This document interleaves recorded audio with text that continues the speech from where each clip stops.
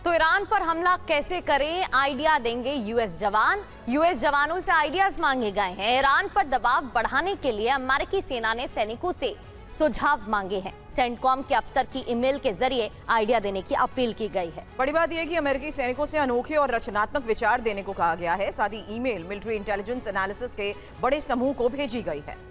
Email के जरिए व्यापक ब्रेनस्टॉर्मिंग अभियान शुरू किया गया है, यानी नए नए आइडियाज देने की बात कही गई है। सेंटकॉम के प्रवक्ता कैप्टन टिमोथी हॉकिंस ने इसे पूरी पुरानी परंपरा बताते हुए इसमें भाग लेने की बात कही है। हालांकि उद्देश्य ईरान को ज्यादा प्रभावी तरीके से दबाव में लाने का है, विकल्प तलाशना है। साथ ही वरिष्ठ अधिकारियों का मत जानना है और मौजूदा रणनीति से परिणाम क्योंकि नहीं मिल रहे हैं, इसलिए और विकल्प मांगे जा रहे हैं। हालांकि ट्रंप के सामने ईरान को झुकाने के सीमित विकल्प बचे होने की ही चर्चा की जा रही है। और मनीष लगातार हमारे साथ बने हुए हैं। मनीष, भले ही नए आइडियाज मांगे गए हो, ये दिखाने की कोशिश की गई हो कि अमेरिका तो तैयार है और मौका देखते ही हमला भी किया जाएगा, लेकिन हम ये भी नहीं भूल सकते हैं कि इससे पहले 5 दफा भी अमेरिकी राष्ट्रपति की तरफ से ईरान को धमकी दी जा चुकी है कि अब हमला होगा और वो बहुत बड़ा हमला होगा। कहीं अमेरिका को ये डर तो नहीं है कि पिछले भी जब अप्रैल और फरवरी में हमले हुए तो ईरान खड़ा रहा,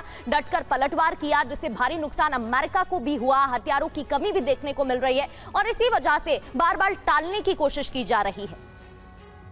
देखिए, 28 फरवरी को जब ये लड़ाई शुरू हुई थी, उस वक्त अमेरिकी सेंट्रल कमांड इजराइल की मदद से 40 दिन तक उसने जमकर बमबारी की। ईरान के कोने कोने में सभी तरह के मिलिट्री साइट्स पर उसने अटैक किया, पॉलिटिकल लीडरशिप को भी खात्मा किया, लेकिन तब भी ईरान ने सरेंडर नहीं किया। उसके बाद फिर सीज फायर के दरमियान भी छिटपुट लड़ाई हुई। उसके बाद 2 हफ्ते तक लगातार बॉम्बिंग की गई। कहा गया कि ठीक है, अब हम फोकस करते हैं हॉर्मुज के आसपास के इलाकों पर, ताकि यहाँ पर ईरान की क्षमता कम हो जाए और हॉर्मुज में जहाज़ों की आवाजाही को ईरान रोक ना सके। लेकिन वो भी रिजल्ट नहीं मिला। तो बार बार हमले के बावजूद, बार बार स्ट्राइक करने के बावजूद अमेरिकी सेंट्रल कमांड को वो रिजल्ट मिल नहीं रहा है जिसका मैंडेट उसे व्हाइट हाउस ने दिया था। प्रेसिडेंट ट्रंप और उनकी एडमिनिस्ट्रेशन अमेरिकी सेंट्रल कमांड के रणनीति से संतुष्ट नहीं है। ऐसी स्थिति में अमेरिकी सेंट्रल कमांड पर दबाव है। उन्होंने अपने ऑफिसर से कहा है कि अब इसके बाद क्या किया जाए, क्योंकि हमारी सारी कोशिशें फेल हो रही है और ईरान ना सरेंडर कर रहा है, ना ईरान कमजोर हो रहा है। तो इसलिए उन्होंने अपने ऑफिसर से नए सुझाव मांगे हैं। आज की तारीख में सेंट्रल कमांड 2 काम कर रहा है। एक, ईरान पर बमबारी, खास करके साउथ ईरान में हॉर्मुज के आसपास के इलाकों पर स्ट्राइक, और दूसरा नेवल ब्लॉकेड। लेकिन इन दोनों तरीकों से ईरान पर कुछ असर पड़ नहीं रहा है, खास करके हॉर्मुज को लेकर। तो अब तीसरा तरीका क्या हो सकता है, चौथा तरीका क्या हो सकता है? कैसे ईरान को कमजोर किया जाए, कैसे ईरान की ये क्षमता खत्म की जाए कि वो मिडिल ईस्ट में अमेरिकी बेसिस पर अटैक ना कर सके। तो ये सारे आइडियाज जो हैं अमेरिकी सेंट्रल कमांड ने अपने ऑफिसर से मांगे हैं और इसकी पुष्टि खुद अमेरिकी सेंट्रल कमांड के प्रवक्ता ने भी कर दी है। एक और बड़ी खबर आ रही है मनीष, जहां ईरान के सिक्योरिटी चीफ को हटाना चाहते हैं मुश्तबा और मोहम्मद बागेरी जोलगदर को हटाना चाहते हैं Mushtaba. Supreme national security council NSNSC के चीफ मोहम्मद बागेरी की जगह मोहसिन रेजाई को सिक्योरिटी चीफ बनाना चाहते हैं मुश्तबा। IRGC में लंबे समय तक मोहसिन रेजाई रहे हैं।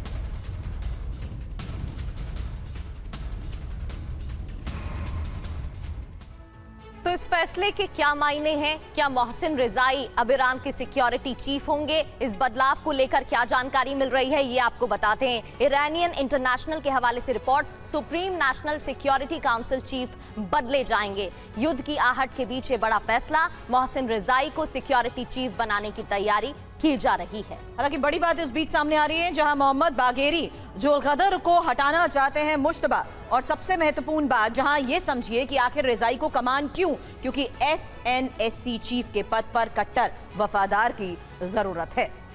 इसके अलावा अभी मुश्तबा के मुख्य सलाहकार हैं मोहसिन रेजाई और इसी वजह से यह निर्णय भी लिया जा रहा है। IRGC में कई सालों तक अहम पदों पर रहे हैं रेजाई और मुश्तबा के खास भी है। अब इस बीच एक सवाल भारद्वाज सर आपसे, क्या ये साफ है कि IRGC पूरी तरह से यूएस एसेट्स को टारगेट पर लेकर हमलों को अंजाम दे रहा है, जबकि बैकडोर डायलॉग और डिप्लोमेसी की जहां तक बात की जाए तो सत्ता हर लेवल पर सैन्य संघर्ष को लेकर तो तैयार नहीं है, क्योंकि वो भी डायलॉग चाहते हैं। IRGC इसी वजह से अब मुश्तबा के मुख्य सलाहकार मोहसिन रेजाई को लेकर यह बड़ा फैसला ले रहा है।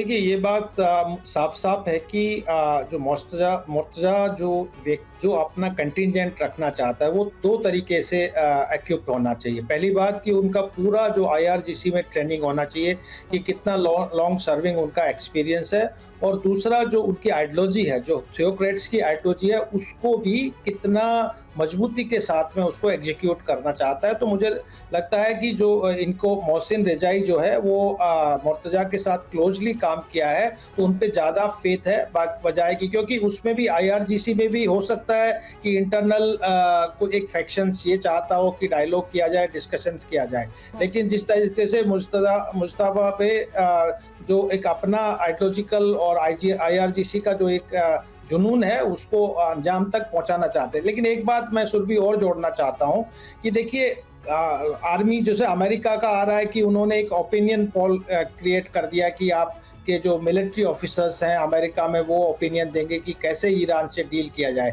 ये मुझे लगता है कि ये एक तरीके से अमेरिका का एक फेलियर अपने आप में एक हताशा दिखती है, क्योंकि हमेशा आर्मी में एक टॉप डाउन अप्रोच होता है, एक कमांड होता है और उसमें कमांड को दिया जाता है और उसके हिसाब से ऑर्डर को फॉलो किया जाता है। लेकिन जो ओपिनियन लिया जा रहा है तो मुझे लगता है कि एक प्रॉब्लम्स अमेरिकन आर्मी के अंदर भी और अमेरिकन जो पॉलिटिकल, क्योंकि पेंटागन और जो व्हाइट हाउस कैसे सोच रहा है उसमें भी मुझे लगता है कुछ खलल है, और उस खलल की वजह से इन्होंने ओपन किया है कि कैसे क्या अमेरिकन सोल्जर्स ओपिनियन देंगे कि कैसे फाइट किया जाए। तो व्हाइट हाउस का क्लियर कट फेलियर यहाँ पे दिखाई दे रहा है कि ना आप डिप्लोमेटिकली इसको रिजोल्व कर पा रहे हैं और ना ही आप मिलिट्रीली आप हमको फ्री हैंड दे के स्ट्राइक करना चाह रहे हैं, क्योंकि जिस तरीके से बयान ट्रंप लास्ट मोमेंट पे बदल देते हैं कि अब हम इस डेट को स्ट्राइक करेंगे, हार्ड स्ट्राइक करेंगे, तबाह कर देंगे, और लास्ट मोमेंट पे आप कहते हैं कि नहीं अब हम डायलॉग करेंगे।